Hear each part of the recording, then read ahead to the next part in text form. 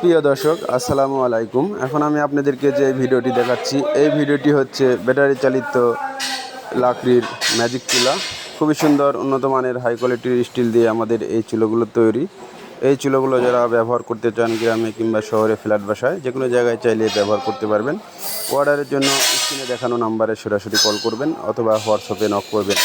বাংলাদেশের যে কোনো জায়গায় কেন না থাকেন, আমাদের হোম ডেলিভারির ব্যবস্থা আছে।